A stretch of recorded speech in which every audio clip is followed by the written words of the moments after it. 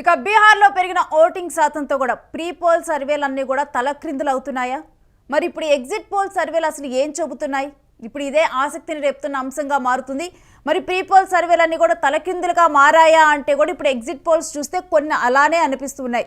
బీహార్ కా షేర్ నితీష్ అంటూ కూడా నిన్నంతా ఊదరగట్టిన సర్వేలు పోలింగ్ పూర్తయిన తర్వాత కూడా ఇప్పుడు లెక్కలు మారాయి బ్రదర్ అంటూ కూడా అంటూ ఉన్నాయి. మహాగఠబంధన్కు పట్టం కడుతున్నాయి ఇప్పుడు కొత్తగా కూడా సర్వేలు. జర్నో మిర్రర్ సర్వేలోనైతే మహాగఠబంధన్కి 130 నుంచి 140 వరకు కూడా సీట్లు వస్తాయని చెప్పి జర్నో మిర్రర్ సర్వే చెప్తుంది. ఎన్డీఏకి 100 నుంచి 110 వరకు కూడా వస్తాయని చెప్తుంది.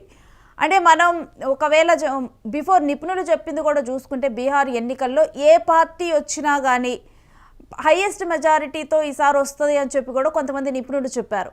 కానీ ఇప్పుడు చూస్తే హైయెస్ట్ మెజారిటీతో వచ్చేలాగా కూడా ఈ సర్వేలో ఉండట్లేదు. మహాగఠబంధన్కి కానీ ఎన్డీఏకి కానీ కొన్ని 10 సీట్ల తేడాతోనే ఇలానే ఎగ్జిట్ పోల్స్ వస్తూ ఉన్నాయి. దీంట్లో మహాగఠబంధన్ ముందంజలో కూడా చూపిస్తూ ఉన్నాయి.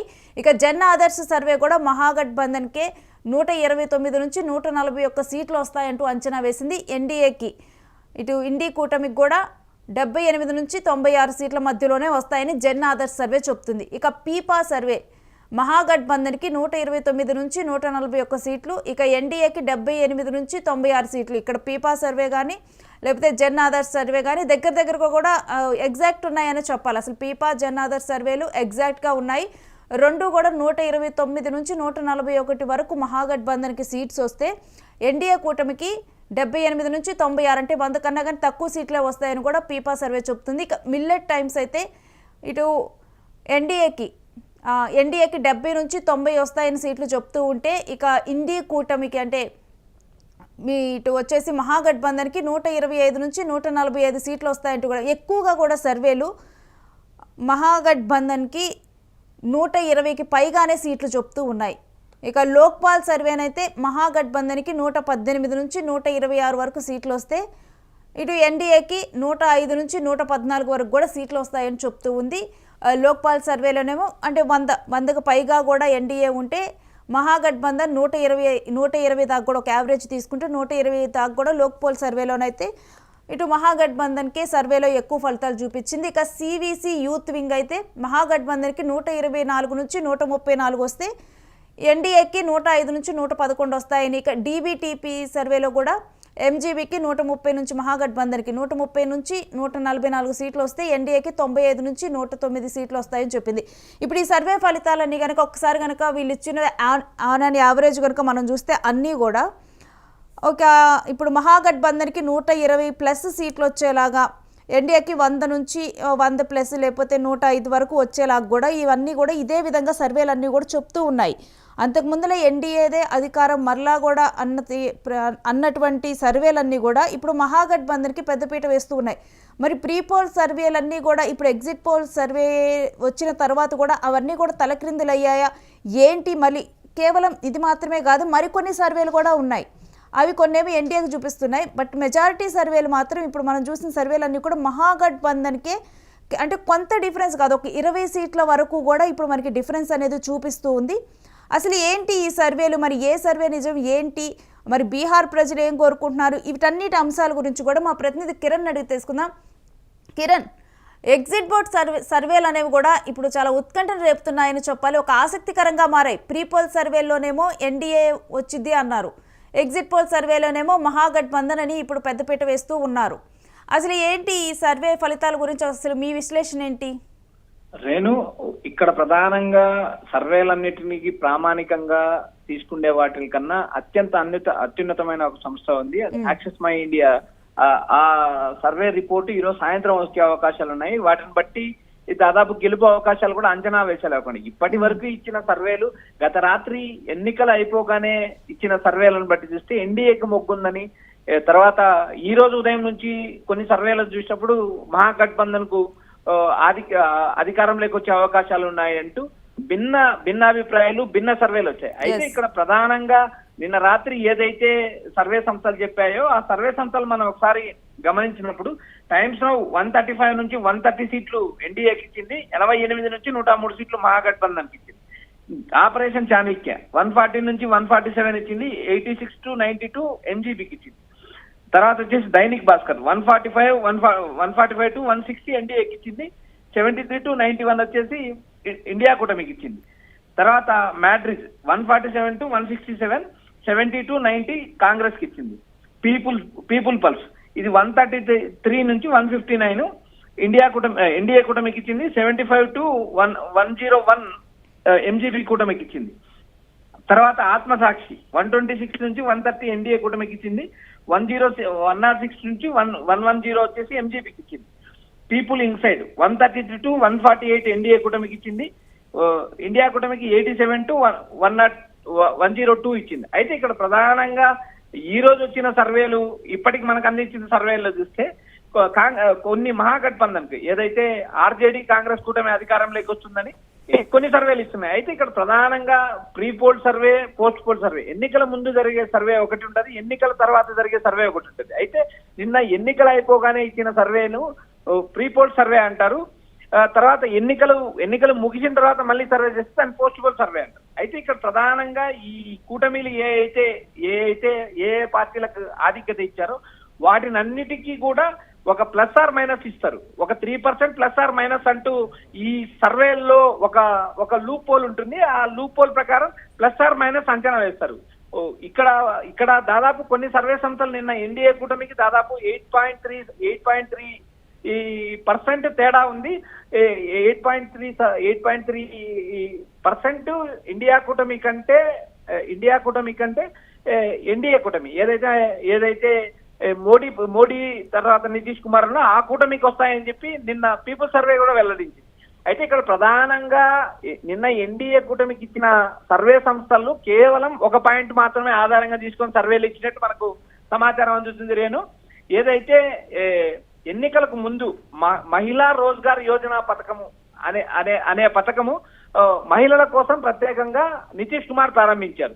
ఇందులో 1,25,00,000 మంది మహిళలకు, ఒక్కో మహిళకు మహిళా అకౌంట్ లో 10,000 రూపాయలు జమ చేయడం జరిగింది. ఎన్నికలకు ముందు జరిగిన అతి కీలకమైన పాయింట్ ఇది. దీన్ని బేస్ చేసుకొని దాదాపు నిన్న ఎన్డీఏ కూటమికి ఇచ్చిన సర్వేలన్నీ దీన్ని ఆధారంగా ఇచ్చాయని చెప్పి వారిచ్చిన విశ్లేషణలో కూడా తేలింది. రేణు, ఇక అంటే నిన్న మొత్తం కూడా ఎన్డీఏకి జై కొట్టాయి, ఈ రోజు ఏమో మొత్తం వచ్చేసాము ఎంజీబీకి జై కొడుతున్నాయి. అయితే ఏ బేసిస్ మీద ఈ రోజు ఎంజీబీకి ఎగ్జిట్ పోల్స్ అనుకూలంగా వచ్చాయి? అదేను కొన్ని సర్వే సంస్థలు ఎన్నికల తర్వాత కొన్ని సర్వే సంస్థలు గ్రౌండ్ లోకి వెళ్తాయి, ఓటర్లతో మాట్లాడతాయి, ఓటర్లు ఏ అంశాలకు ప్రభావితం అయ్యారు అనేది కూడా పరిగణలోకి తీసుకుంటుంది. ఎందుకంటే ఇండియా కూటమి ఏదైతే మహాగఠబంధన్ వైపు మొగ్గు చూపడానికి ఏకైక కారణం యువత.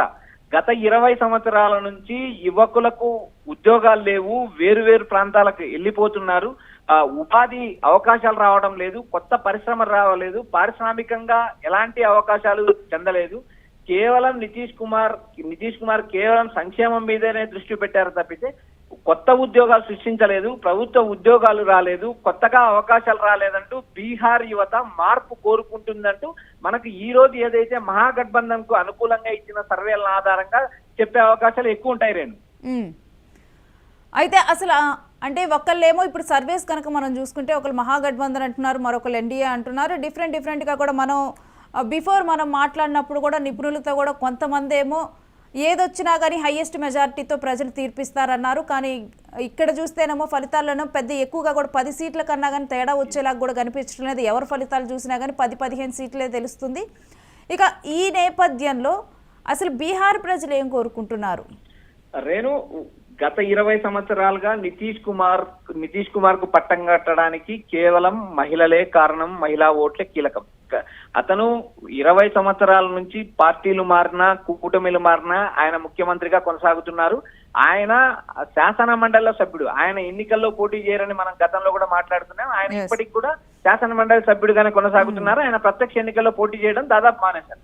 అయితే ఏదైతే నితీష్ కుమార్ వైపు గత 20 సంవత్సరాలు మహిళలు మొగ్గు చూపారు కాబట్టి ఇప్పుడు ఏదైతే గత రాత్రి ఎన్డీఏ కూటమికి అనుకూలంగా ఇచ్చిన సర్వేలను గమనించినప్పుడు కేవలం మహిళా రోజ్గార్ యోజన కింద 10,000 వేయడంతోనే ఏదైతే ఈ మహిళలు ఉన్నారో 1,25,00,000 మంది మహిళలకు అకౌంట్ లో వేయడం వల్ల ఆ మహిళలు ఎన్డీఏ కూటమి వైపు టర్న్ అయ్యారంటూ ప్రధానంగా నిన్న ఇచ్చిన సర్వే సంస్థలు ఆ పాయింట్ నే కీలకంగా ఆధారం చేసుకున్నాయి. అయితే ఇక్కడ బీహార్ యువత గాని బీహార్ ఎన్నికల్లో యువత కూడా ప్రధాన పాత్ర పోషిస్తారు. దాదాపు వారి ఓటు శాతం కూడా ఈసారి ఎక్కువ పెరిగింది. అయితే ఈ యువత భారతదేశ రాజకీయాలనే కాదు దేశంలో ఒక రాష్ట్రంలో రాజకీయాలు మారాలంటే యువత ప్రధాన పాత్ర పోషిస్తుందని అందరికీ తెలిసిన విషయమే. అయితే ఇక్కడ బీహార్ లో ఉపాధి అవకాశాలు లేవు, ఉపాధి కోల్పోయి పలు రాష్ట్రాలకు వలస వెళ్తున్నామనే ఆవేదన కనిపిస్తుంది. దీన్ని ఆధారంగా ఇండియా కూటమికి అనుకూలంగా సర్వే సంస్థలు ఏమైనా ఇచ్చాయా అనేది కూడా ఒక వాదన వినిపిస్తుంది. Renu, right, thanks for the details Kiran. ఇక ఎగ్జిట్ పోల్ సర్వేని అయితే ఉత్కంఠను రేపుతున్నాయి. ఒకవైపేమో ఒకరోజు వచ్చి ఎన్డీఏనే వస్తుంది, ఎన్డీఏనే అధికారం సొంతం చేసుకుంటుందంటూ కూడా ఎన్డీఏ వైపు మొగ్గు చూపుతున్న ఫలితాలు కనిపిస్తున్నాయి. ఇంకో రోజు సర్వే ఫలితాలు చూస్తేనేమో లేదు మహాగఠబంధనే వస్తుంది, మహాగఠబంధన్ వైపే కూడా ఎక్కువ మెజార్టీ వస్తుందని మరికొన్ని సర్వే ఫలితాలు చూపిస్తున్నాయి. ఏది ఏమైనప్పటికీ కూడా సర్వే సంస్థలు ఈవెన్ సర్వే నిర్వహించిన సంస్థలే 100% కూడా సర్వేలు అనేవి ప్రామాణికం కాదు అంటూ కూడా వాళ్ళు చెప్తారు. మనం గత ఎన్నికల్లో కూడా మనము చూసాము, ఏదైనా పార్టీ వస్తుందని చెప్పి దానికే హైయెస్ట్ మెజారిటీ వస్తుందని చెప్పి ఆ పార్టీ అధికారంలోకి రాబోతుందని చెప్పి కూడా సర్వే ఫలితాలు అన్నీ కూడా ఒకటి రెండు సర్వే ఫలితాలు తప్పితే మిగిలినవన్నీ కూడా అబద్ధం అయిపోయినవి. మిగిలిన సర్వేలన్నీ కూడా ఫెయిల్ అయిపోయిన సిచ్యువేషన్స్ కూడా మనం చూసాము.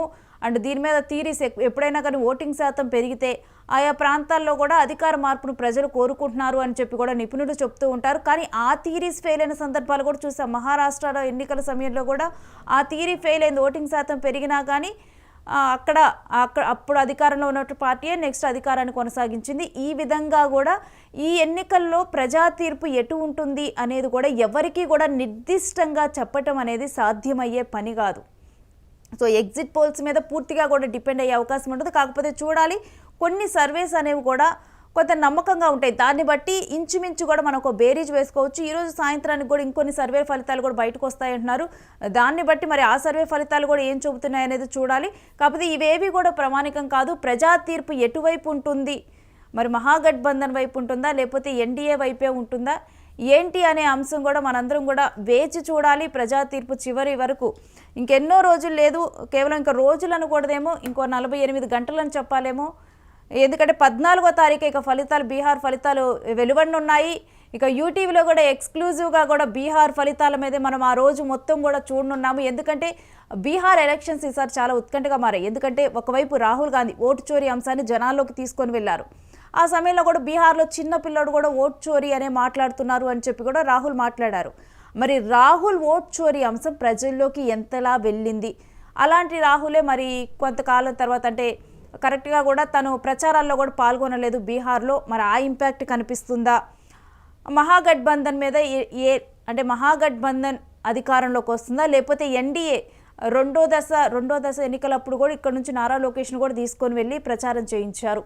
ఇవన్నీ కూడా ఎవరి స్ట్రాటజీస్ వర్క్ అవ్వనున్నాయి, ప్రజలు ఎవరిని కోరుకుంటున్నారు, మరి హయ్యెస్ట్ మెజారిటీ ఇస్తారా లేకపోతే గతంలో లాగా 2-3 సీట్లు మెజారిటీ ఇచ్చేసి 2-3 సీట్లే మెజారిటీ ఇస్తారా, ఇలా గవర్నమెంట్ ఫామ్ చేసుకోవాల్సి వస్తుందా, మరి హైయెస్ట్ మెజారిటీతో ఫామ్ చేసుకోవాల్సి వస్తుందా ఏంటి అనేది కూడా ఈసారి చాలా ఉత్కంఠ అయితే నెలకొని ఉంది. దీనన్నిటికీ ముందల ఓటర్ లిస్ట్ను కూడా రిఫ్రెష్ చేయడం జరిగింది. ఓటర్ల లిస్టులో కూడా ఎవరైనా కానీ ఒకే ఓటుని 2 సార్లు 2 ప్లేసెస్లో ఉంచుకున్నా కానీ ఆ ఓట్లన్నీ కూడా తీసేయటం జరిగింది. ప్రశాంత్ కిషోర్ ఓటు కూడా దాంట్లో పోవటం జరిగిందన్న వార్తను కూడా మనం చూసాము. సో ఈ నేపథ్యంలో ఈసారి బీహార్లో ఎన్నికలు చాలా పారదర్శకంగా జరిగేందుకైతే ప్రయత్నించారు. కాంగ్రెస్ కూడా దానికి సంబంధించి కార్యకర్తలను ఎక్కడికక్కడ అలర్ట్గా ఉంచి వాళ్ళకి ప్రత్యేకంగా శిక్షణ ఇచ్చి ఓటింగ్ అనేది కూడా క్లియర్గా పారదర్శకంగా జరిగే విధంగా కూడా మీరు చూసుకోవాలి, అది మీ బాధ్యత అంటూ కూడా చెప్పడం జరిగింది. ఇక ఇదంతా కూడా ఈసారి బీహార్లో ఓటింగ్ ఎక్కువ నమోదైంది. ముఖ్యంగా కూడా యువత ఆలోచన తీరు అనేది మారింది. బీహార్లో ఎక్కువగా కూడా కులము మతాలు ఇవే ఎక్కువగా కూడా ప్రధాన పాత్రను పోషిస్తాయి. ఇవే అక్కడ గెలుపోవటం డిసైడ్ చేస్తాయి. అలాంటిది ఈసారి వీటన్నిటికీ ప్రాధాన్యత ఇవ్వకుండా జెన్జీ యువత మారారు.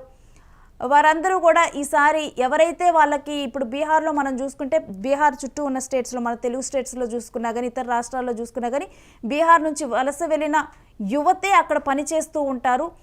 ఇక్కడ ఉన్నటువంటి బీహార్లో ఉన్నటువంటి మహిళలేమో ఇంట్లో ఉంటే వాళ్ళ ఇంట్లో ఉన్నటువంటి పురుషులు బయటికి వెళ్ళి పని చేసుకునే ఇటువంటి సిచ్యువేషన్స్ నెలకొని ఉన్నాయి. అయితే మహిళలకు నితీష్ గవర్నమెంట్లో కూడా మంచి ప్రాధాన్యత లభించింది. వాళ్ళకు ఒక భద్రతా భావం అనేది కలిగింది. అయినప్పటికీ కూడా ఈసారి ముఖ్యంగా కూడా అక్కడ ఎవరైతే ఉద్యోగ కల్పన చేస్తారో బీహార్ని డెవలప్మెంట్ వైపుకి తీసుకొని వెళ్తారో వాళ్ళకే పెద్దపీట వేయాలి అని చెప్పి కూడా అక్కడ యువత మహిళలు భావించారు. మరి నిజంగానే ఆ విధంగా మరి ఈసారి యువత మారి వాళ్ళకి కావాల్సిన నాయకులను ఎన్నుకుంటున్నారా, డెవలప్మెంట్కే ప్రాధాన్యతనిస్తున్నారా, లేకపోతే గతంలో లాగానే కులమత రాజకీయాలు అక్కడ పాత్ర పోషిస్తున్నాయి? ఇవన్నీ అంశాలు కూడా ఇప్పుడు బీహార్ ఎగ్జిట్ పోల్స్ సర్వేస్ని కూడా మనకి ఉత్కంఠ కలిగేలా చేస్తున్నాయి. 14th మాత్రం వీటన్నిటినీ కూడా మనం యూటీవీ స్క్రీన్ మీద విశ్లేషిద్దాం.